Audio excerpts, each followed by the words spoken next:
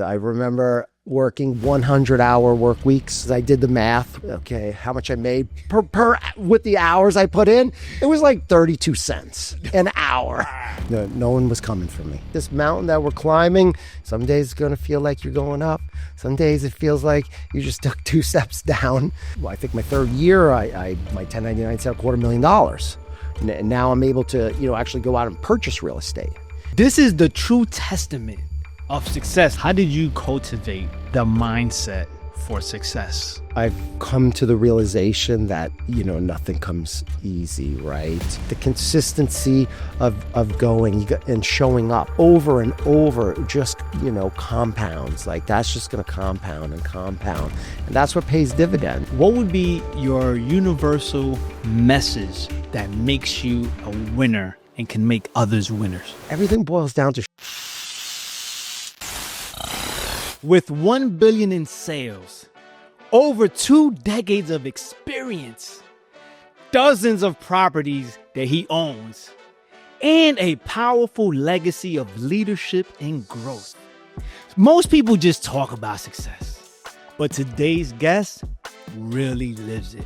Please welcome Justin Kiliszek. What's going on, man? Bro? What's going on? Thank you for having me. Man, it's a pleasure to have you come out and making some time for our podcast in your busy day. Dude, I'm excited. I'm blessed to be here. So I thank you for the opportunity. Indeed. If someone only had $1,000 and they wanted to invest it, what would you suggest? Okay, so that's a great question. I'm going to kind of steer it more into real estate because that's the area that I know, right? So with $1,000 right now, what I would do if I could tell my 18-year-old self this question, I would say, go get your real estate license. Okay, that's going to cost you probably about $350. Okay, you're going to probably need about another $250 in some ancillary fees there. I'd go to the store and get myself a suit. Okay, and I would go ahead and get myself, a decent looking watch.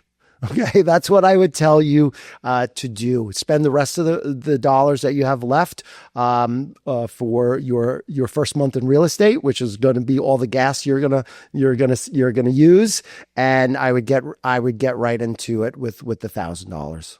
Love it. I appreciate that answer. With all of the different investment courses that's out there, you have crypto, right? You have all these things that you can do now. It's not as challenging to become an entrepreneur. Why real estate? I mean, that's a funny thing. Like, why real estate? I mean, I listen, I'm just a kid from Queens, okay? Like I'm just a kid from Queens. At a very early age, I realized that nobody was coming to save me, right? There was no blueprint. I had to create my own path, right? So through that path, that led me to real estate, entrepreneurship, and ultimately leadership. So I've always realized that the people that I had respected and were, I hate to use the word rich, but maybe like wealthy or successful, let's just say successful people. A lot of them were like really rooted foundationally in real estate. And I'm old school. So like we didn't come up from like the crypto days. My parents weren't. They were lifetime renters, right? Like my parents they weren't going to give me any advice on real estate. Unfortunately, they just didn't come from that background. Stock market was not, if we weren't even in real estate, if we weren't even like owners of a house, we weren't even in the stock market. So for me, everything rooted around like wanting to eventually purchase real estate, right? So with no education, no money, right? No guidance. How's that going to happen? There's no YouTube then. We had to go to the library. Okay. If I remember a library, Definitely. So there was nothing. There was encyclopedias, right? Like, I don't want to age myself, but like there was just, different things that, were, I would say, not available to us. So, it all started from me wanting to buy real estate and figure it out. That's how I got into real estate. And that's why real estate. Yeah, yeah. So how did you personally get into real estate? What's your story? I sat down one day. I've always been a serial entrepreneur. I've been working since I'm like 10, right? So anyway, it was like in my 20s, I wound up selling off a failing business that I had with a bunch of friends and partners, and we all know how those businesses go. And I just sat down one day and I was like, all right, what am I going to do? Like I need to figure something out. Like, I've got, one shot at like the next thing. Right. And I sat back and I was like, okay, 3 necessities in life. What are they? It's food, shelter, clothing. I was like, I did the food path, right? Like, I sold food. I was a bartender. I was a server. I did all that stuff. And I was never going to own a restaurant. That wasn't in my entrepreneurial side. I sold clothing. We did that, so worked at Merry-Go-Round, worked at Macy's, did that department store thing, did it, that wasn't going to make me rich. Right. And then I was like, okay, shelter, like, shelter, right? I could get with that. That's where people are, that's where all the successful people start. They're rooted in the foundations from that side, right? Like, so I was like, all right, let's get into real estate. So that I had moved from New York out to Jersey in probably around 2000, like 1999, 2000. And I was like, all right, I'm gonna go get my real estate license. And from there, I didn't have any friends out here. I didn't have family that, I had no Rolodex. So I was like literally starting from scratch. So, that was like that was my introduction into real estate. And then I learned real quickly that this business is this is unlike any other business that I've ever done. Truly difficult. I remember working 100-hour work weeks, like literally 100-hour work weeks. I still had to work in the restaurant. Okay. So I started working the restaurant too. So I would work from like 9, I would wake up at like 8 o'clock in the morning, maybe, get to the office by 9. I would make phone calls. I would do showings. I would just try and figure everything out. And by 9 p.m., I was done with what I could do in real estate. And then I had to go make money to pay the bills, to pay for the gas in the car, the insurance, my cell phone bill. And so I would work from like 9 p.m. to like 2 a.m, right? Now restaurants close, another hour to like shut, close up, go home, sleep, rinse and repeat. And I did that for a good, year. And then, I was like, I got my 1099, as an we're independent contractors. We don't get a salary. So I'm looking at my 1099 and it said 17,000, like it was like $17,140. And I was like, that's what I made last year. This is crazy, like crazy. And I remember saying to myself, like, luckily I had the bartending job, the serving job, because like, this is not even, I did the math, right? Like, with my calculator, okay, how much I made per with the hours I put in, it was like 32 cents an hour. I was like, like I could literally go work at, McDonald's, like a McDonald's or Walmart. No disrespect right to anybody who does that. Like, it's amazing. But like, I was like, they don't work this hard at those jobs. Right. So I realized, real quickly that, this is different. Like, this is not like anything else I've ever done. That's the start. Man, I truly appreciate you being real, because see, this is the true testament of success. Like my man, he's, I'm not going to say he's shy, but let's just say that he's not a flashy man or anything like that, but he's truly successful and he's revealing to you what it took for him to get there, especially in this day and age, right? With YouTube. And I love YouTube. I love social media, but everybody makes it seem like it's so easy to get rich. Yeah. And you showed and proved that no, it's really not. It takes grit, it takes sacrifice, it takes work, and most importantly, time. Yeah. I want to ask you two things. It seems like, as I research, and I know you like to read as well, and as I research success, read about success, and also interview people about success, one thing that's a common thread is this thing called desire. How did you get that desire? What sparked it? And what was the defining moment for you? And then I have another question after that. Listen, like I said, I'm just a kid from Queens, right? Like no one was coming for me. No one was coming to save me, right?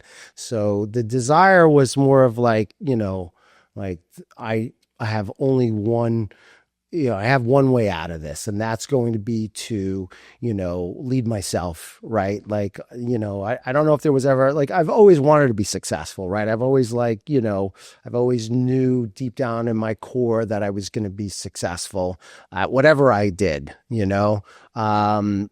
because that's, the mindset I needed to have. But the desire really, I think, really started from being a kid, right? Like just wanting to naturally improve, be able to have my parents proud of me, right? Like, so the desire for people, to be proud of me, and I think was probably like the motivating piece. Plus I got a chip on my shoulder. So, from a lot of things. Yeah. Yeah. Well, and was there a defining moment at all? I know you said like you recognize like no one's coming to save me. And just, there's the moment. I think I think the moment is when you constantly climb the mountain, right? Like you're constantly climbing this mountain, right? And, some days and some months and some years, it feels like you're going nowhere. You're still in that same peak, you're still at that same place. So I think the defining moment, is when you, I know for me in real estate, for example, like I was like, making $17,000 a year. And I worked like nobody else, did. I think the defining moment for me in that was when I had I think my third year, my 1099 said $250,000, right? So I'm like, okay, now I'm able to, actually go out and purchase real estate. So I think the aha moment for me was this is all working, right? Like just being patient, right? Like just, not trying to rush this, not trying to throw in the towel, right? Like just understanding that like this mountain that we're climbing, some days it's going to feel like you're going up. Some days it feels like you just took 2 steps down. Sometimes you don't even know where you are, right? But again, when it hits you realize that you're, a mile higher. And for me, I would say probably when I hit $250,000, I think I remember, I think it was my 4th year, or I can't even remember which year it was. And I was sitting with some other realtors. I hope they watched this because it was great. So they were like, and we were out for dinner, and it was probably like April, right? We just come from a car, like a car show. Right. So we were looking at like all these high-end exotic cars, just dreaming. And they were like, like how much, like, what's your GCI? Like, this is how realtors talk, what's your volume, and then they were like, what's your volume for the year? And I told them, and at that point in April, it was like already $250,000. Right. And they were just like blown away. Right. So they were just like, wow, like in the 4 months. And I was like, yeah, the 4 months. And that's when it hit me that like, okay, like, yeah, I'm somewhere, right? Like I'm somewhere, Again, to me, I don't think that way, but sometimes I get these reality checks. Yeah, no, I definitely get it. So you were making damn 30 cents, 32 cents an hour. Right. You're working Right. 100-hour weeks. Easily. You're barely sleeping. What kept you going? Because as you mentioned, you didn't see really a significant win, so to speak, until your third year. So that's 3 years of grit. Most people would have probably quit after 30 days, 6 months, right? We'll give them a year to be nice. You did this for 3 years. Yeah. What was it in you that you didn't quit? Like how, like what's there? I think I've come to the realization that nothing comes, easy, right? I'll give you an example, going to the gym, right? So you go to the gym for, 3, 4, 5 months and yeah, you see some gains, right? But you're not like changing, like, you're not seeing the big rewards, right? But the consistency, right? The consistency of going and showing up, right? Like over and over, just, compounds. Like that's just going to compound and compound. And that's what pays dividends. And I knew that, I knew it deep down in my soul. I mean, listen, I looked around the room of where I was and I was like, that guy made 400,000 last year.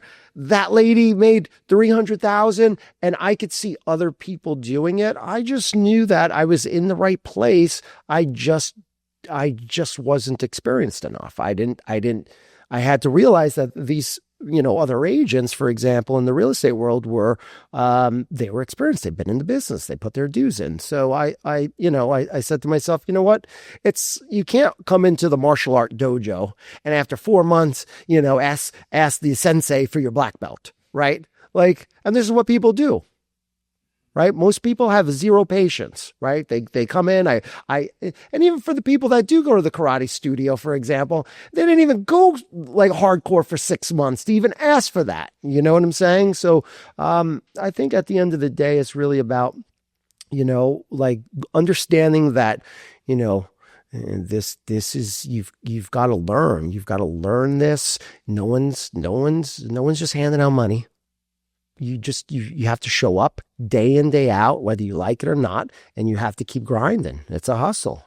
Love that. Love that. And some aspect of it has to be also, you must have some type of confidence to know, like, eventually I'm going to get it, or confidence, faith, whatever you want to call it. Would you say that you also have that? Or were you developing it as you went along? Where confidence, that's a great question. I think confidence comes from you understanding your game, right? Because when I first started out, I wasn't as confident. I didn't even own a house. I'm walking around with people, like I tell people this story, like I literally was walking around homes, helping people purchase and sell homes, and I didn't even own a house. How confident can you be in that? You know what I'm saying? Like you can't be confident in that.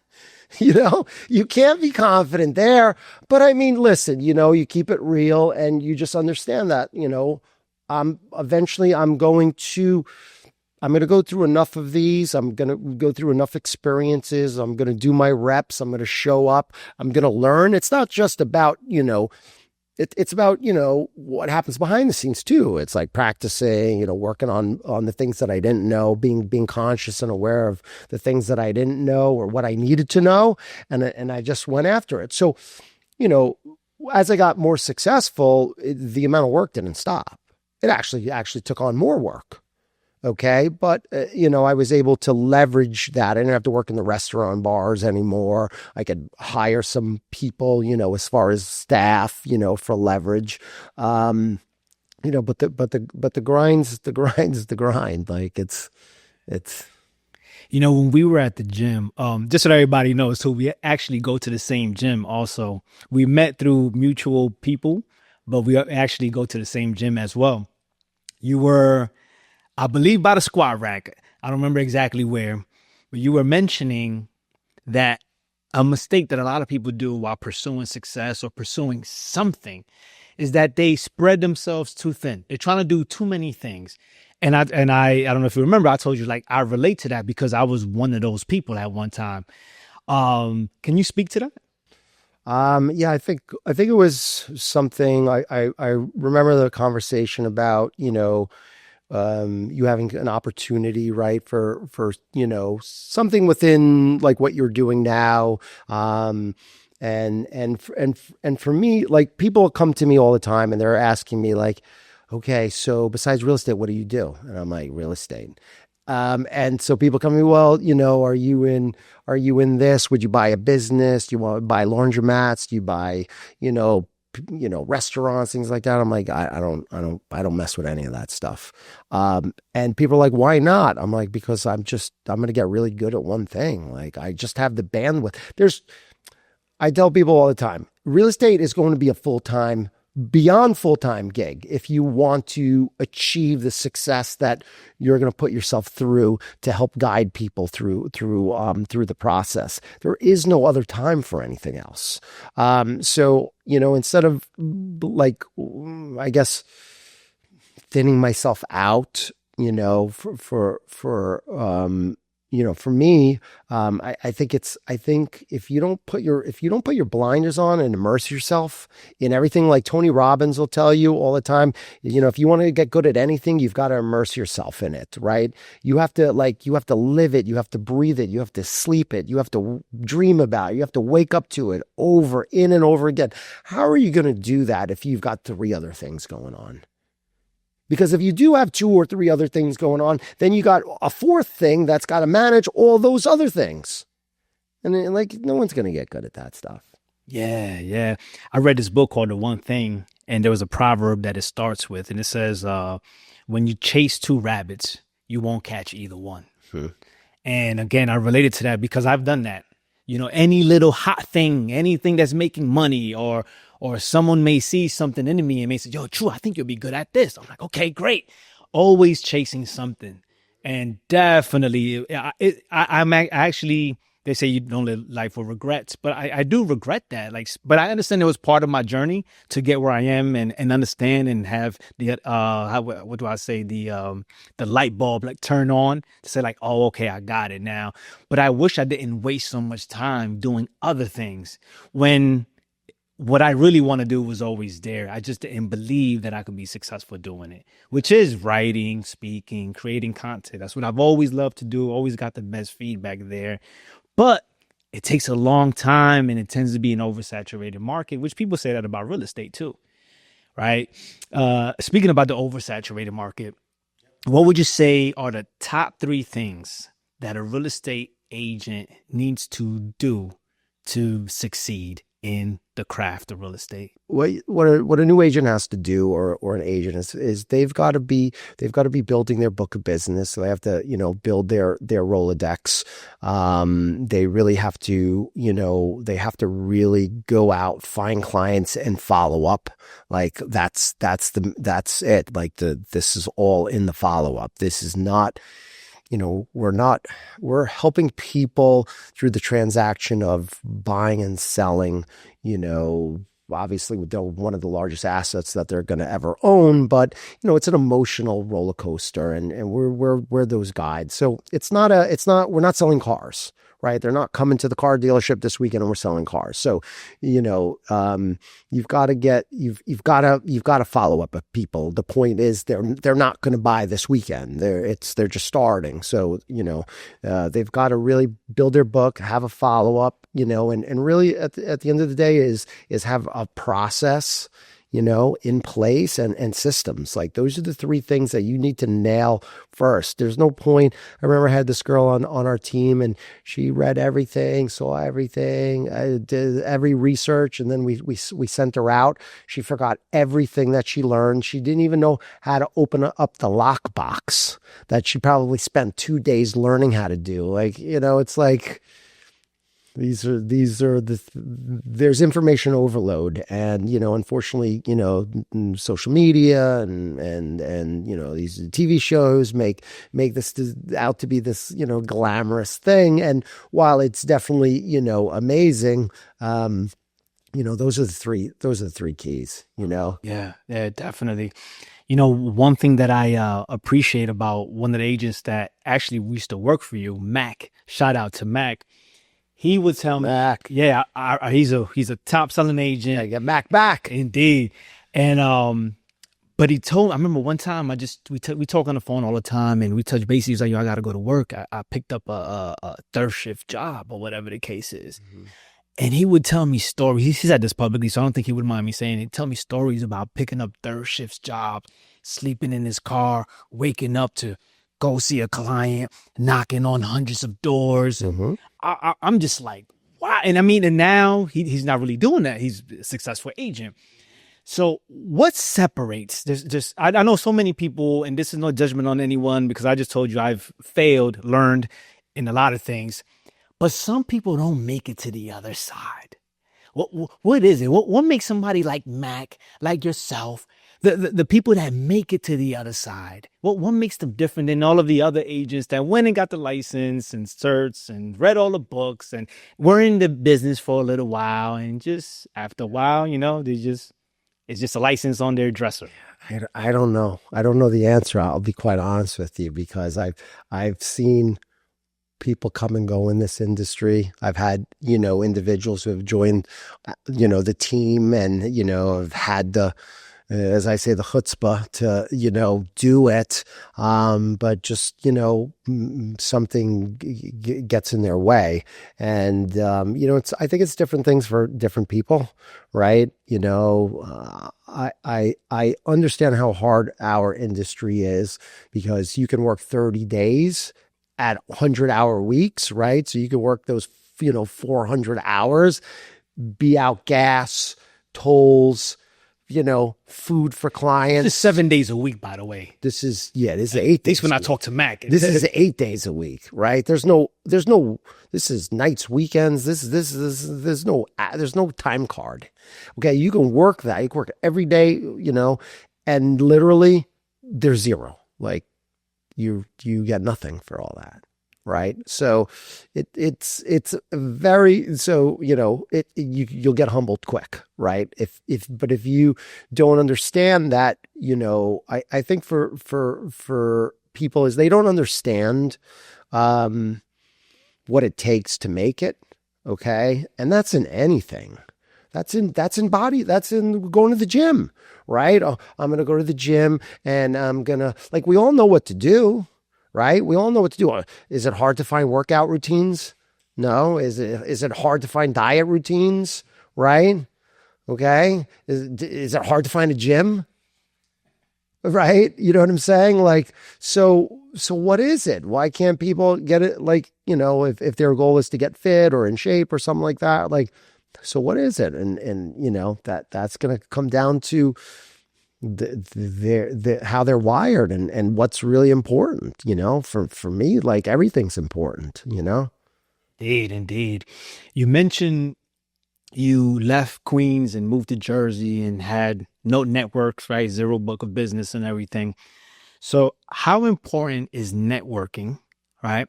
And how can someone build their network? It's a great question.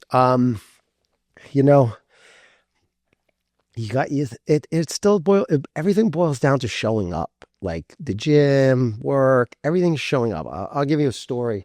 I remember I had no network, right? But we have these type of sellers. They're called, we call them FSBOs.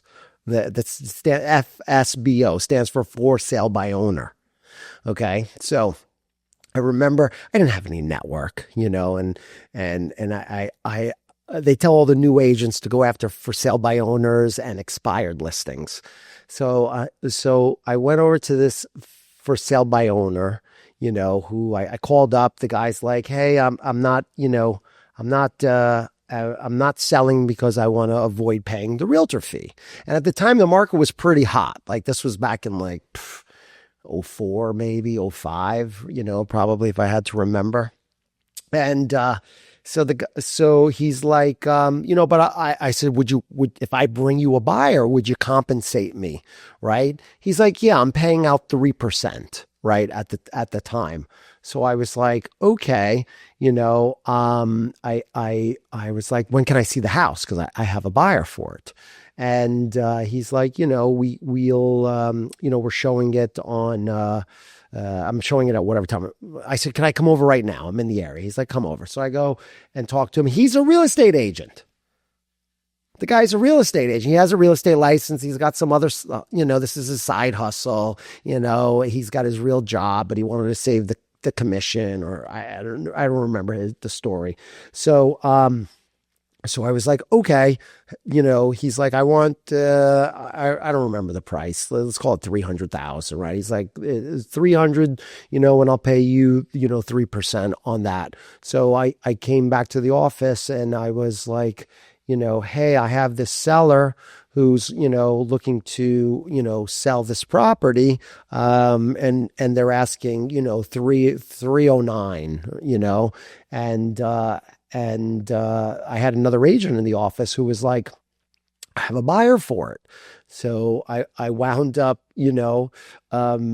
introducing them all, like, the buyer. I got this written agreement that said, I could, I would earn a commission if I brought this buyer. He wasn't going to like do a side deal. And I wound up putting the whole deal together. The buyer was super happy. The seller was super happy. The agent was happy because she found a home for her client that wasn't on the market. I was happy because I put the whole deal together and I got compensated. So through that whole transaction, I wound up, meeting his broker, because his broker called me up and said, how did you sell my agent's house? And it like that network just started to open up. So, I mean, how do you open up your network? You show up, right? Like if I wasn't there, like doing everything I can as a real estate agent to try and, drive in business and do everything, then that wouldn't have happened. So I think showing up, being there and listen, if I wasn't in the gym, we wouldn't have seen each other. Right. Right. So, I mean, this is showing up, right? Yeah. You gotta wake up and show up. I love it. And I really want the people to get, because there's some people that's watching this show who are into real estate, and there's some people that are just watching this show because of the content. And I want you to see that he's dropping life lessons. This is not, real estate is just the vehicle for the gems that he's sharing, because that's what it's really about. It's about showing up, doing your best, and through that, opportunities will present themselves. Yeah. How do you deal with the ups and downs in real estate and all of the rejection? Oh man, that's sales. I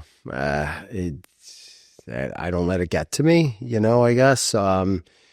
Anything you're gonna do, you're going to listen. Like I'm gonna hear no's. I've been hearing no's my whole life, right? Like, hey, you can't do this. No, it's not going to work. This is not going to work. We're not buying. Like I've been hearing this my whole life. So, if you're going to be successful in anything, like you just got to deal with that. It's just part of it. The first are going to probably sting, and then, the more you show up to whatever you're doing, the more you're going to realize that that's just part of it. And you're going to, come up with strategies to, have less of those. Yeah. Is it true, or is it just a cliche statement when the people say the more no's you get, the closer you are to the yes? 100%. 100, of course. Yeah. Yeah. Let's talk about your real estate investment journey now. How did you get into the investment side of things? Listen, I got into real estate because I wanted to buy real estate, right? Like, but I didn't know how. And I figured, the greatest path would be to help other people.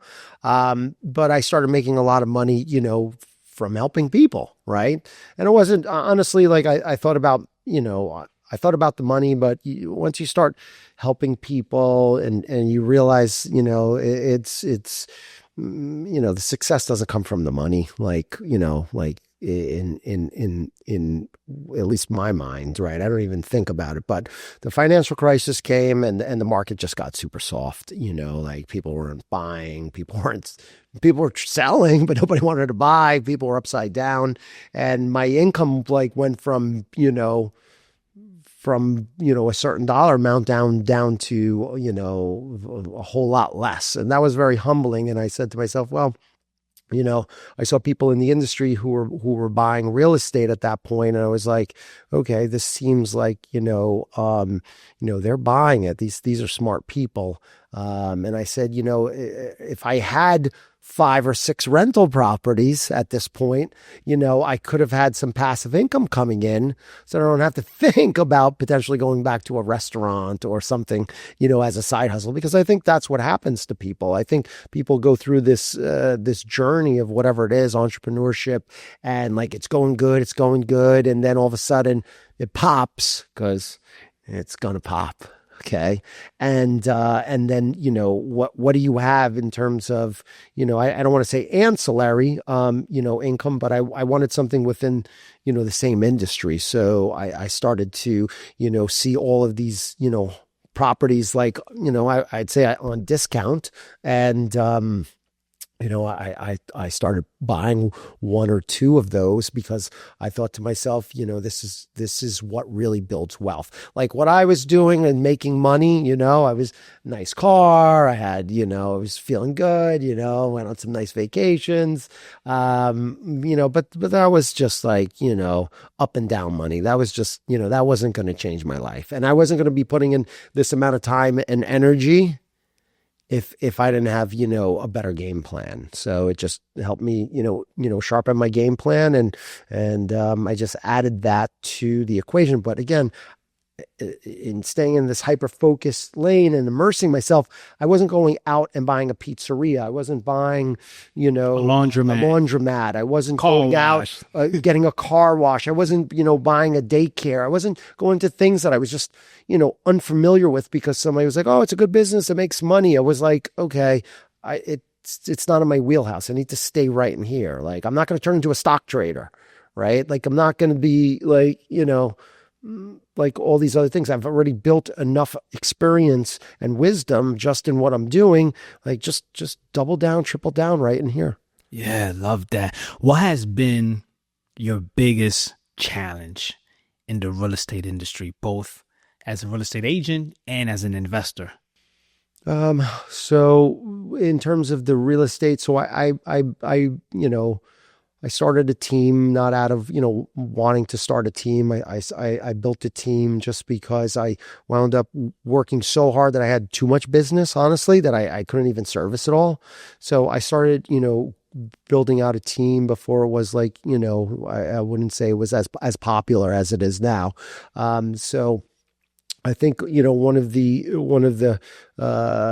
places that, I want to improve at is becoming even a better leader, to the real estate team, and help guide the agents that are on the team, both agents and staff, to, use the blueprint, my roadmap that not only helped me succeed as a real estate agent, but also as a real estate investor, and, those other things that I have been able to do to just build wealth, So that's probably, what I'm looking at, from a standpoint of, how to help my team, or being, in real estate. As far as investing, the challenge right now is, prices are up, interest rates are up. The cap rates aren't, quite where I want them to be. And I'm looking to grow, bigger, buy some bigger, multifamilies, and might have to, look outside the state, which I generally don't like to do. I like to kind of keep it close, but, that's, I think, the challenge right now. Yeah. Something that I see consistent in your story and what you've done is this, when to pivot.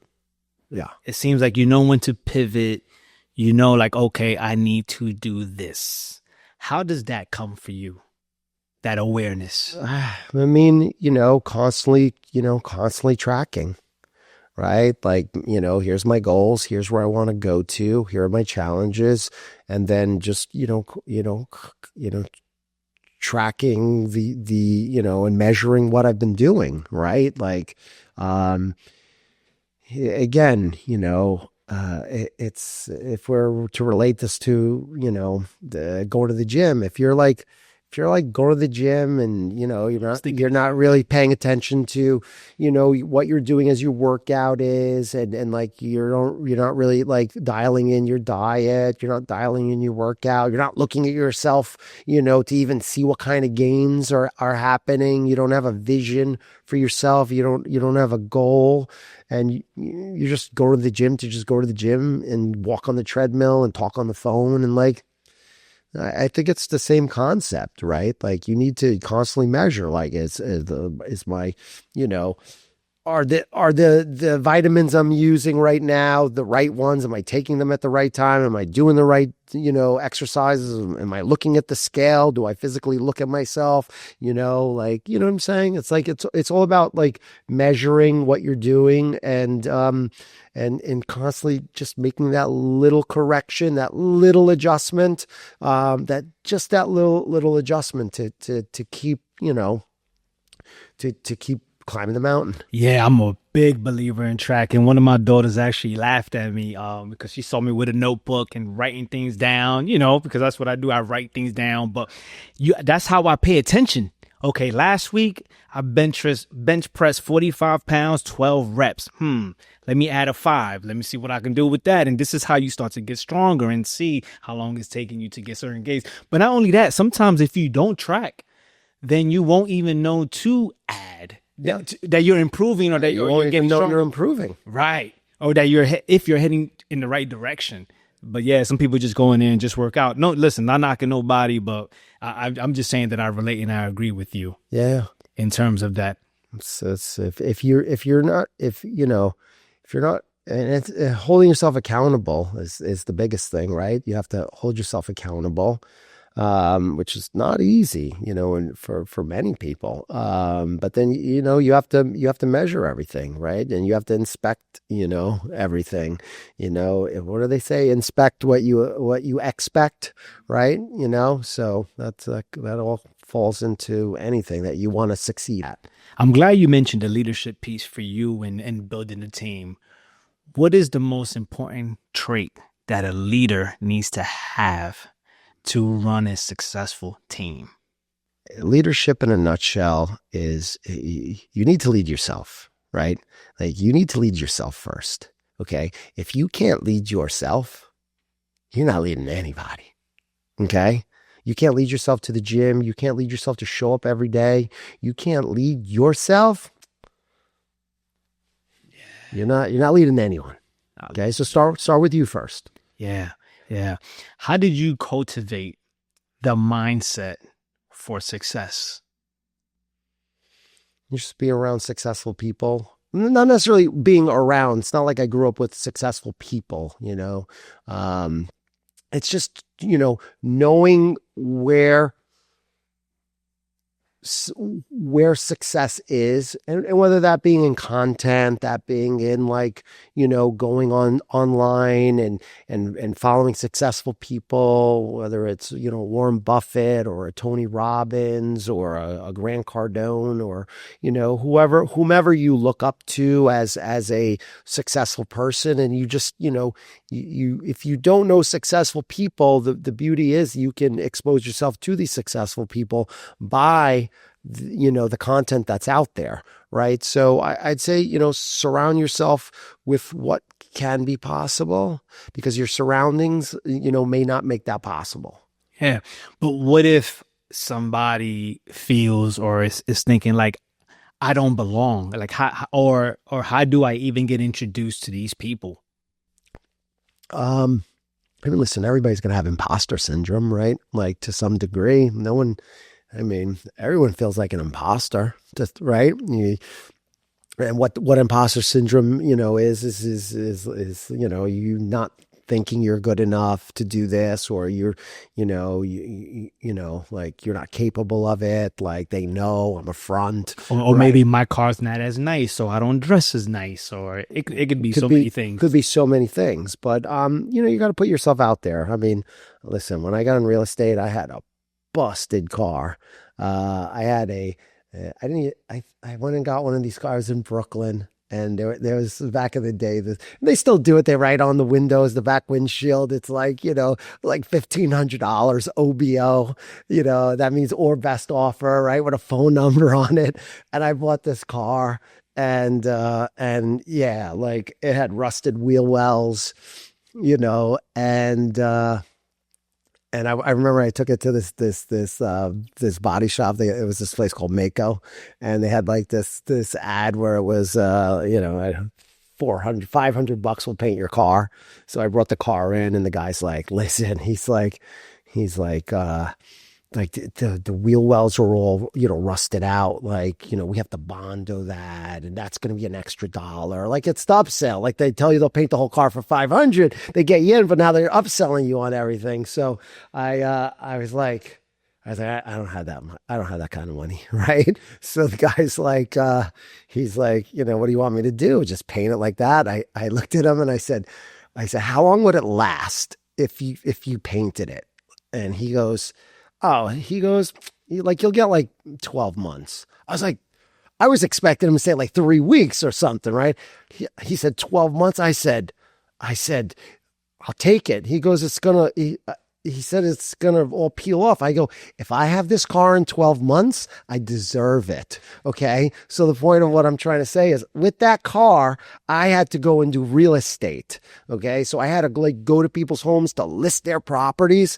You expect your agent to roll up in a Benz or a Beamer or something, like, hey, my guy's successful. I would park my car down the block. Okay. Listen, you have to do everything possible, right? So I just showed up, right? At the end of the day, I gotta show up. So I would come to the door, and we're in the burbs, right? So they would look at the driveway looking for a car. And they're like, "Where's your car?" I was like, "Oh, I parked it down the street. I didn't know if your husband or wife were going to come home with the kids. I didn't want to block the driveway." So they're like, "Oh, okay." And that's how I ran it. So, again, like don't overthink it. Yeah, Just show up. I love it. As a leader, as a real estate agent, investor, you're into fitness, just in life in general.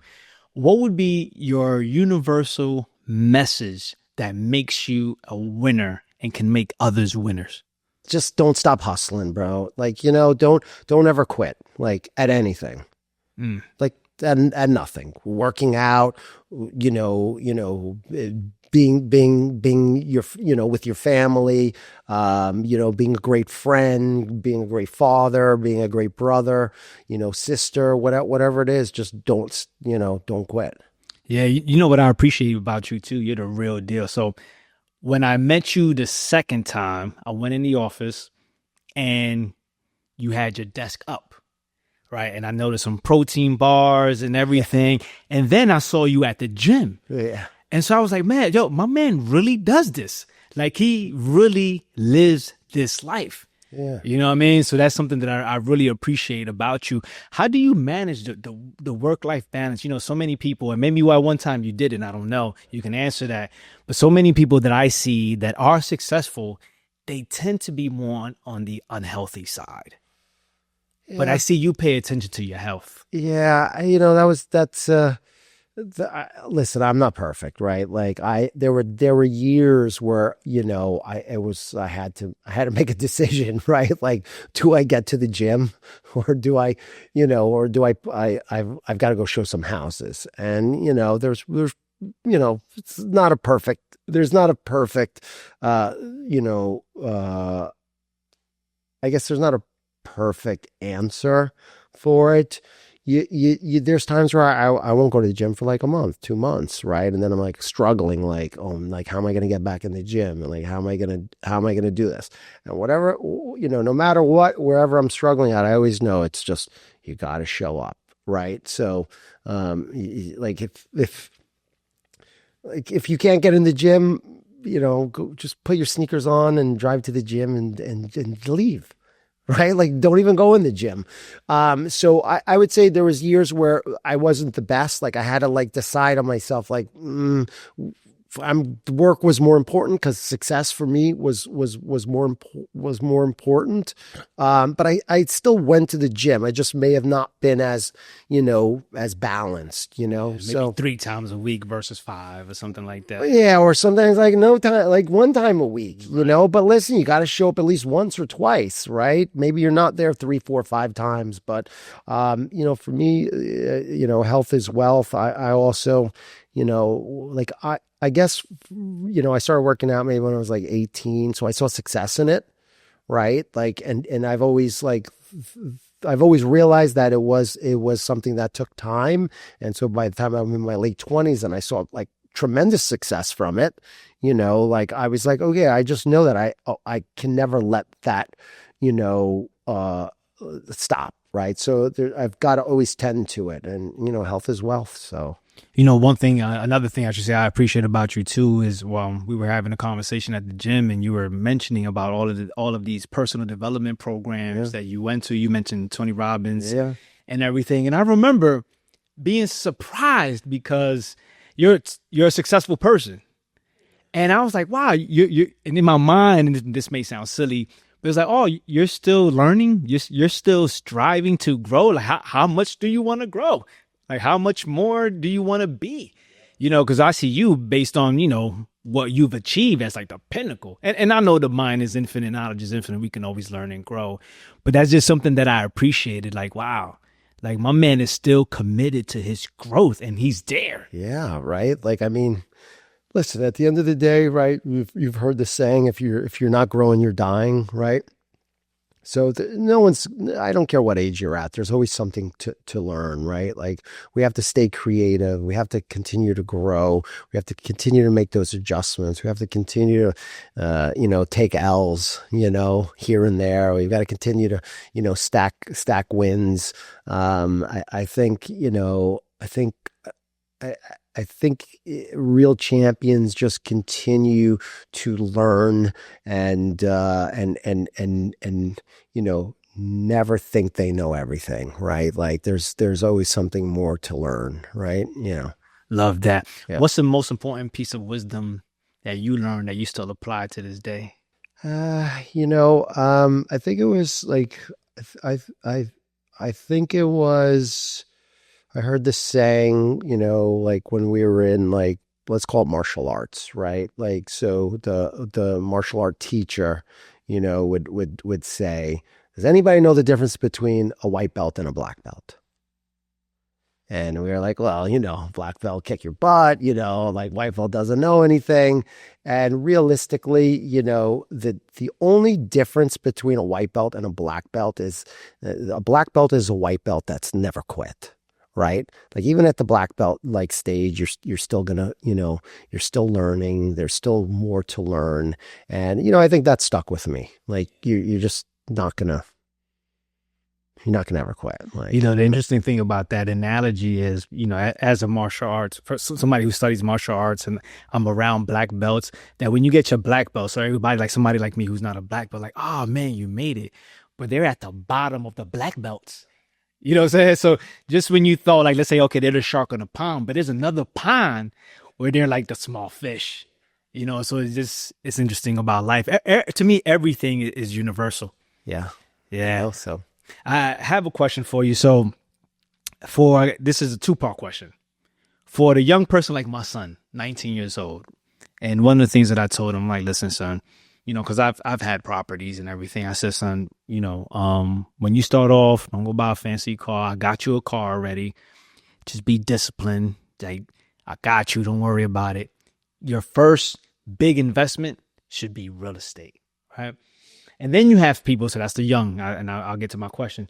Then you have some people that's older, right? They live life, bills, children, family, and they're like, I can probably still make it into real estate. So how would you advise the young person like my son to get his first piece of property? Mm-hmm. And how would you advise the person in his mid 40s, let's just say 50 years old, and he's like, I want to buy my first piece of property?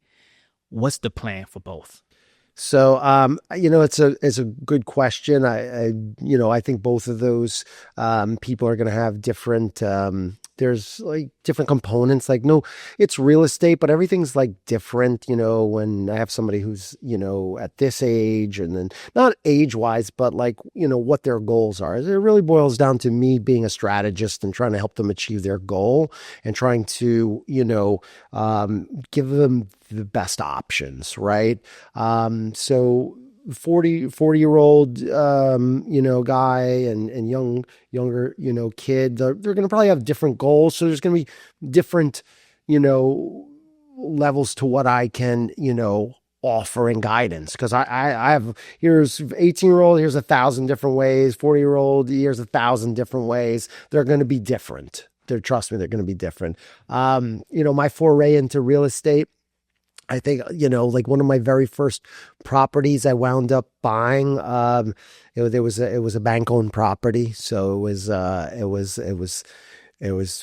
were in bad shape. But, I had experience at this point where I understood, what houses were, like I understood like the cost for renovations and things. I didn't have any money still because it was the financial crisis, and, actually ran out of money. But what happened was I found this agent put this bank owned property on the market, and they kind of they mislisted the property.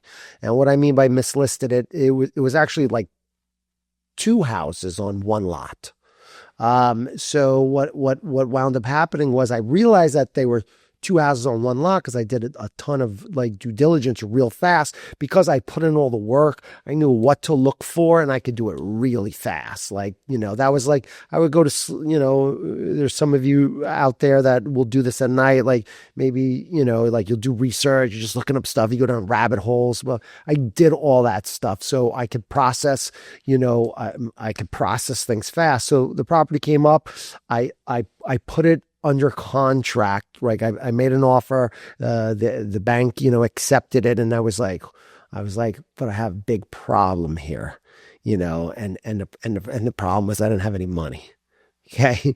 I didn't really have money. Like so I was lucky because I bought these houses. They were like, I think the houses wound up being, it's going to sound like a joke. They were like $35,000, right? For this. I mean, it was like this busted shack, right? But they didn't realize there was two busted shacks on the property, right? And I saw the gold in it. So I'm like, okay, I probably had like, at that time, probably like $6,000 in the bank, right? Like, like this is, real talk, right? Right. That's the podcast, right? Raw success, right? Raw success, right? So, I was like, okay, I still don't have enough money to buy this. So I had the credit cards used to send you like a check in the mail. They would like, I don't know if you remember that, like yeah. When you had every now and again they send you like 3 tear off checks. Yep. So it was just that time where I had like Capital One and like Chase. They sent me some of these checks, and I had like $6,000 on this card, $7,000 on this card. So I just wrote out all those checks to cash, and I cashed them. And then I closed on the house, and then I was like, okay, well, I don't even have money to fix them. So I went to Home Depot. I applied for a Home Depot credit card. They gave me a credit card. I grabbed a contractor, and I was like, listen, he's like, I'm going to renovate the 2 shacks. It's going to be like 40 grand or something. I forget what the number was. And I was like, listen, I'll give you like $2,000 a week for the next like 8 weeks, because it's not like they were going to run in there and like, do it all at once anyway. So I was like, listen, you got to work with me. I'll work with you. We do one house at a time and stuff. And so every week when I earned some money from real estate deals, I just paid a contractor, and I just kept racking up. I kept making minimum payments on the Home Depot and the Chase and Capital One. But I knew that like I'm going to then refinance. I learned not from anybody I knew, but from the mentors I had and the people that, I studied, or did homework on. And that's how it was born. I wound up pulling out all the money. I fixed these 2 places up. I rented them out.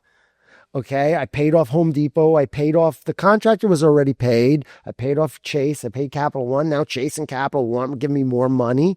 And then I built I started building equity and I was like, this is where the wealth is going to happen. Right. Like this is where the real wealth is going to happen, because from that deal, I probably made just in equity, probably 6 figures. That was like my first 6 figures. That was just in the built-in equity on the property. And that's when I was like, wow, do you know how long it took, me to make 6 figures in my first couple of years, and then I was like, I could do this. I could do this way faster. Man, so, just me listening to that story, what I'm picking up is resourcefulness. Yeah, you have to. Innovative thinker. Yeah. How do you develop that? Where does that come from? I don't know, man. There's I don't have a blueprint for it. I'm just like an entrepreneur. I was a paper boy when I was like 10, I was always doing flipping something, flipping comic books, baseball cards. So you've been putting in the reps. I think that's a lot of times that's what people don't see. They may see like, oh man, I'm not that smart, or that guy's so smart. I think it just comes from the reps. Yeah. Because as you know, it's about who we become. So during the process of us putting in the reps, you become someone that may think differently or may think more outside the box. Would you agree? Yeah, amen. Yeah, that's it. That's if I could repeat whatever if I could repeat what I said and say that's exactly it. If that was an aha moment for me right now, is just to say, how did I get that? And that's from all of the experience, right? Like everything that you do. So you can't really get upset when you're not, when you haven't put in the reps, right? You can't be a bodybuilder in 3 months because you wanted it and you watched, a couple of YouTube videos. And the thing, I'm glad you used that example, right? Getting back to the workout. So there's a coworker of mine that wants to get into working out. Now, I'm not a trainer, but because of all of my years of putting in the workout, I looked at him. I said, well, what's your goal? I was able to come up with something. And that's only just because I've been putting in the reps and I just have an idea. I've done tons of programs that worked, that had different results. So I was able to think like that. So it really, but I didn't know that I even knew that until I was asked the question. So I think that's what happens when your back is against the wall. Sometimes different faculties that we may not even be aware that we have show up. How do you balance developing yourself and pouring into others? You mentioned mentorship, some of your mentors, and you're a mentor to others, because I find that even me being in a leadership position in my home and even at work, I do struggle with that, finding the even sometimes the time to even pour back into myself. But I know that that's important, so I have to make the time to do that. How do you do that? I believe that the part of mastery is going to be, being able to teach it, right? Like if you can't teach your knowledge, right? Like then that's the piece that you need to work on, right? So, I think that as part of mastery, and you can explain, articulate, and teach, somebody who is, in a place where you were at one point, and then you can see them have the success, then I think then that's the ultimate, like, in leadership, in mastery, and giving you fulfillment. Like, you know what I'm saying? Yeah, okay, now you've done all this stuff, but like if you can't give back, be a mentor yourself and like give, like what, then that's the piece. Yeah. Things in real estate has changed so much. If someone wanted to get into there, for example, like I remember the time where cash was king. I remember when I bought one of my properties, I did a no doc loan, right? But things have changed since then. The bubble happened and they put regulations. So it seems like it's this thing where it's not, it's just that it's dynamic. It's changing all the time. For someone who wants to get into it, what are some of the basics? In terms of buying their first home? Buying their first home. first thing you have to do is partner with a realtor, right? Like you've got to get somebody to help you. You should, if you're buying a home, you should not be your own realtor. Okay. So one thing is you have to get clear. You have to, partner with a real estate agent, who can guide you, who has experience, in what you want to accomplish, right? Let the agent, put together a roadmap that you can follow so you can make a smart move. You do what you do best, which is go to work, right? And then let the agent, provide the data to you and the information that you need to make a good decision. So, a lot of people say, oh, go get your money right first and all that. Of course, there's 1,000 things you can do, but the best thing to do is like partner up with somebody. You want to go to the gym and you don't really have a game plan, get a trainer. If you can, right? Like, those are the best things to start with, if that makes sense. Yeah, it definitely does. And what I saw in that, I'm glad you mentioned the whole get your money right thing. And I'm going to ask you a question about that. But what I heard in your answer is, for example, I have a barber. I have a relationship with my barber, right? So I go to. So it's like developing a relationship with someone even before you're even ready. Is that what you're saying? Yeah, 100%. Okay. Yep. Is there a certain amount in this day and time that someone needs to have saved up? And what would be an ideal? Obviously, I know that the best credit is the best, but someone may think like, okay, I can start or I can get in a conversation if I have this credit score. So how much should someone have saved up and what's the ideal credit score? There's no, listen, the best situation is you got, 20, 30, 40, 50% down cash, your credit scores are 850, sure. Like, but there's no written book of the road. Like we can assist people based on, where they are, right? There's loans, like there are VA loans, 0. If you've ever served in the military, there's 0 you need. But it's not just because you serve in the military. There are steps and things that we would have to help guide our client who was, who could qualify for that loan. There are loans, allowing you to put down as little as 3%, and still be, good loans. FHA has a product out there, 3.5% down. They'll help lend you some money for closing costs. Credit scores, low 6s, high 5s. I mean, people, at the end of the day, why I say to partner with a real estate agent is most people are just, I won't say most people, I'll say people are not as educated, as a person who's a specialist. And I know that for me, because, growing up in my environment, like I thought you needed 80% down. And like 800 credit scores, like I didn't know, right? And a lot of people that we speak to that are first time home buyers or maybe just, don't come with a lot of information, just don't have enough information. Yeah, indeed. And that's what I even realized when you said high 5s, I was like, what? Because I'm in the 6s right now and I'm thinking I'm out the game. So, man, I see even the value of what you're saying. Just starting the conversation.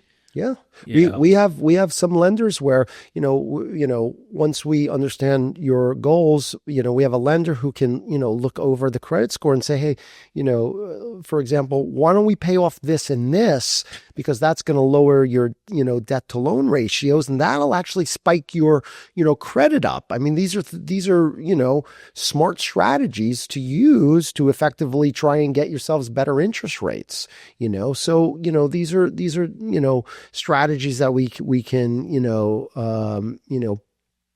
put into place once we have a better understanding of the unique situation. There's, like I said, no written book of the road. Love that. Before I land the plane with my final questions, how can people hire you and get to talk to you and learn more about the real estate game, or maybe become an investor with you, or to buy their first property? Yeah, I mean, listen, you can find me online. It's Justin Kiliszek. Probably the easiest way is to look for agentjustin.com.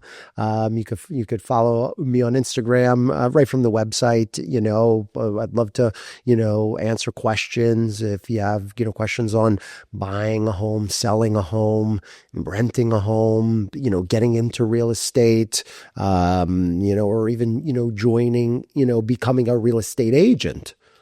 Indeed. Love that. If you can go back in time and give yourself some advice, you choose the time, the stage, or the age, what would that advice be? I mean, because I love what I do right now, I don't regret anything. I'd say the only thing I would tell myself is at 18, I would have said, just go get your license now. And not wait till I was in my late 20s to do it. That would have been it. Like, do it now and just, go after it because you enjoy it, you love helping people. I just love everything about it. So that'd be the only advice I would give myself, I really, really, really love the fact that you found your thing, because some people never find it. And to hear you be so passionate and successful and excited about the real estate industry. I mean, I'm like, man, my man made it. Forget the money, forget all of that. Just the fulfillment piece. Yeah. Like you found your thing. Yeah. I think that's amazing. Thank you. How do you define success and what is your secret to achieving it?